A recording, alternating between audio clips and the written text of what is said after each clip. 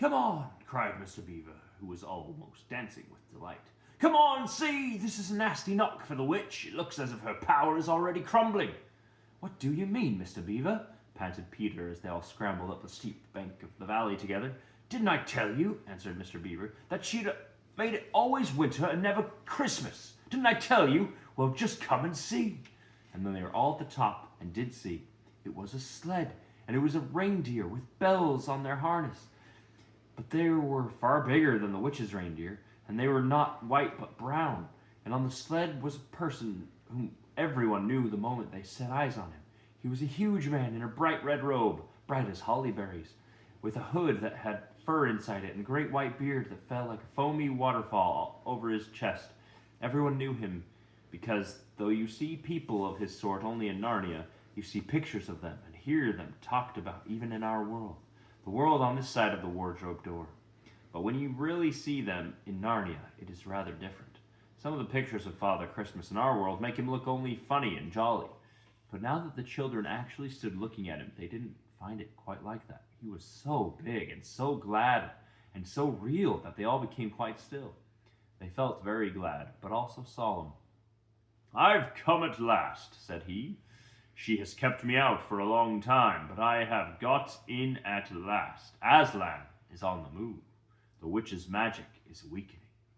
And Lucy felt running through her that deep shiver of gladness which you only get if you are being solemn and still. "And now," said Father Christmas, "for your presents. There is a new and better sewing machine for you, Mrs. Beaver. I will drop it in your house as I pass." "If you please, sir," said Mrs. Beaver, making a curtsy, "it's locked up." "Locks and bolts make no difference to me," said Father Christmas. "And as for you, Mr. Beaver, when you get home you'll find your dam finished and mended, and all the leaks stopped, and a new sluice gate fitted." Mr. Beaver was so pleased that he opened his mouth very wide, and then found he couldn't say anything at all. "Peter, Adam's son," said Father Christmas. "Here, sir," said Peter. "These are your presents," was the answer. "And they're tools, not toys. The time to use them is perhaps near at hand. Bear them well." With these words he handed to Peter a shield and a sword. The shield was the color of silver, and across it there ramped a red lion, as bright as ripe strawberry at the moment when you pick it. The hilt of the sword was of gold, and it had a sheath and a sword belt and everything it needed, and it was just the right size and weight for Peter to use. Peter was silent and solemn as he received these gifts, for he felt they were a very serious kind of present. "Susan, Eve's daughter," said Father Christmas, "these are for you," and he handed her a bow and a quiver full of arrows and a little ivory horn. "You must use the bow only in great need," he said, "for I do not mean you to fight in the battle. It does not easily miss, and when you put this horn to your lips and blow it, then wherever you are, I think help of some kind will come to you." Last of all, he said, "Lucy, Eve's daughter," and Lucy came forward.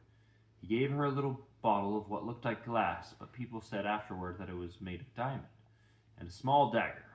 "In this bottle," he said, "there is a cordial made of the juice of one of the fire flowers that grow in the mountains of the sun. If you or any of your friends is hurt, a few drops of this will restore them. And the dagger is to defend yourself at great need, for you also are not to be in the battle." "Why, sir," said Lucy, I don't know, but I think I could be brave enough." "That is not the point," he said, "but battles are ugly when women fight. And now," here he suddenly looked less grave, "here is something for the moment for you all," and he brought out, I suppose from the big bag at his back, but nobody quite saw him do it, a large tray containing 5 cups and saucers, a bowl of lump sugar, a jug of cream, and a great big tea pot, all sizzling and piping hot. Then he cried out, "Merry Christmas! Long live the true king!" and cracked his whip, and he and the reindeer and the sled and all were out of sight before anyone realized that they had started.